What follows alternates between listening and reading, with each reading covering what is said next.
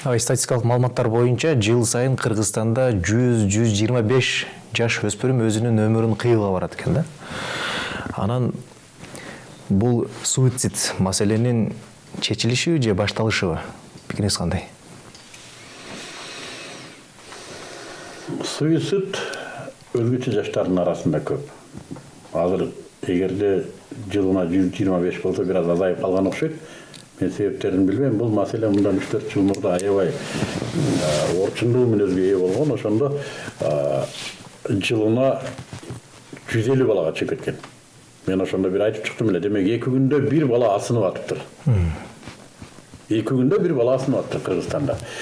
Биздин топурай болгон элге бул аябай чоң көрсөткүч. 2 күндө бир бала асынып атат деп айттым эле. Анан суицид деп өзүн-өзү асып атат деп коомдо бир аз ушундай сөздөр көтөрүлдү, бирок андан ары барган жок. Мектептерде түшүндүрүү иштери жүрдү окшойт. Балким ошонун натыйжасыбы азыр сен айтып аткан цифра демек азайыптыр. Бирок бир жылда бирде бала асынбаш керек. 125 аябай чоң көрсөткүч. Бул деле 2 күндө, 2,5 күндө бир бала деген сөз. Аябай чоң көрсөткүч. Маселе эмнеде? Өзүн-өзү өлтүрүү эмнеден келип чыгат? Албетте буга көпчүлүгү социалдык себептерди издей берет. Кедейчилик, мектепте кемсинүү, мектеп рекети, биринчи сүйүү, тыйгыз Валентинка берсе, тыйгызга Валентинка берсе, мен сени сүйбөйм деп койсо ошо асынып алыптыр деген сөздөр көп жүрөт. Негизи балага болгон тарбия жок. Жашоо эмне экендиги жөнүндө пайдалуу боло турган түшүнүктөр берилген эмес. Жашоонун жоопкерчилиги жөнүндө. Бул жашоо бир керемет. Муну жашаш керек. Жана туура жашоо керек. Туура эмес жашасаң ага жооп бересиң. Сен өлсөң башка ишке кирип кетпейсиң. Жок, кетирсеңче сен жооп бере турган ишке киресиң. Эмнеге өзүңдү өлтүрдүң? Бул проблеманын башталышы деген ошо. Тирүү жүрсөң, балким проблемаларды чечип, ийгиликке жетип алышың мүмкүн эле, шанс бар эле. Эгер өзүң асып алсаң, шанс жок. Сен муногу жашоодон гана кетип калдың. Наркы жашоодо каяка барасың? Жооп бересиң да. Өзүн-өзү асканга жаназа да жүрбөйт шариятта. Жаназа жүрбөйт, мен билбейм. Өзүн-өзү аскандарга биздикилер барып жаназа окубай билбейм. Окуйт го, кыяз ата-энеси алдынан өтүп туруп алса, кыялбай окуса окуп койгондур эми. Баласын асынып алсага да балаңа да жаназа окубайм дейиши оор да эми. Ким окуп аткандыр. Негизи шариятта жаназа кабыл болбойт ага. Мен билгенден. Алымдарыбыз айтар эми. Бул ушунчалык оор кылмыш. Оор кылмыш. Ууру өлүп калса, колу кесилген ууру өлүп калса жаназа окулат эгер мусулман болсо. Буга окулбайт жаназа. Бул бүттү дегени. Анын акырети бүттү дегени. Ушул 18-19 бала 10 күнүнөн бир күнү ачылбай туруп асынып алганы маселе эмнеде? Ата-энеде?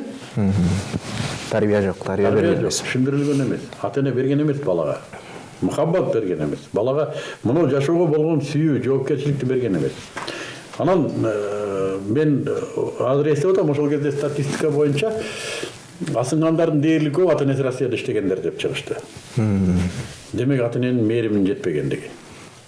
Экинчиси, ата-эне өзү бир муун мурда келет жашоого. Эмнеге? Келечек муунга бул жашоону үйрөтүп коюу үчүн. Ата-эне үйрөтпөй Россияга кетип калды. Аны багамын деп Россияга кетип калды. Багуучу Аллах. Ата-эне кетип калды Россияга. Балага проблема, ким менен чечет аны? Чоң энеси менен чечеби? Кемпир менен чечет. Анан акылы жеткен ушу болду.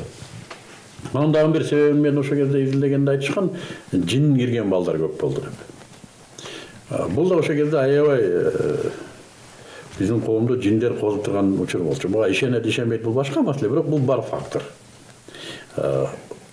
Кылымдар бою бул келаткан чоң маселе. Европадагы инквизицияда бекеринен чыккан эмес орто кылымдарда. Ошо жиндер күч алып ошондон пайда болгон.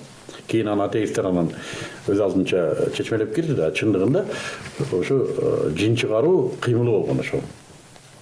Алар аябай чоң активдешип кеткен коомдук деңгээлге чейин. Бизде да улуттук телевидение берилип калбады жиндер. улуттук деңгээлден жиндер берилип калды. Ошон үчүн ал кезде аябай активдешкен, козгогон учур болчу. Мен таң калбайм, эгер ушул статистика чын болсо, психологиялык жактан деп атат, демек жин кирген.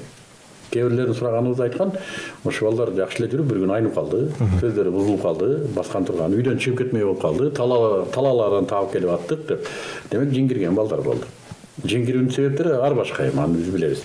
Арам тамак, же болбосо билбей чочуп кетүү, коркуп кетүү, уруксат берилбеген жерлерде жүрүү, ошол нерселер бар, коркунуч. Бул деле параллель дүйнө да. Аны менен этият мамиле кылбасаң, алардын чегине кирип кетсең, алар бизде эмес, кечирбейт. Алар менен да камыр-жумур жашаш керек. Жашаганды билиш керек. Билбесең, алардын да жобу болот да. Ошол себептер айтылды. Но канткенде да бул биз үчүн аябай оор маселе. 2 күндө бир баланын асылганы бизди кайдыгер калтырбаш керек эле да. Тилекке каршы эл ушул нерсеге анчейин деле мындай козголгон жок. Жаман болуптур мен эле токтоду. Эмнеге? Бардыгыбыз ойлойбуз. Менин балам асынбайт деп. Ушундан. Биз коркпойбуз бул маселеде. Тигинин баласы асынып алыптыр. Биздин балабыз, биздин кызыбыз асынбайт деп ойлойбуз. Кудай билет. Анын деле ата-энеси ойлогон эмес, балам асынат деп. Ойлосо карап отурмак беле. Демек, бул ушундай бир кесепет. Биз балдарыбызга тарбия бербесек, алардын жеп атканын, ичип атканын, кийгенин, баскан турганын карабасак, алардын жашоосуна кийлигишпесек, ата-энелик милдетибизди аткарбасак, асынып алышы мүмкүн. Бул тарбиясыздыктын кесепеттеринин бири. Күтө бериш керек. Наркоман болуп кеткендей, сойку болуп кеткендей эле бачабаздыктардын бир көрүнүшү, бузукулуктардын бир көрүнүшү ушул этият болуш керек.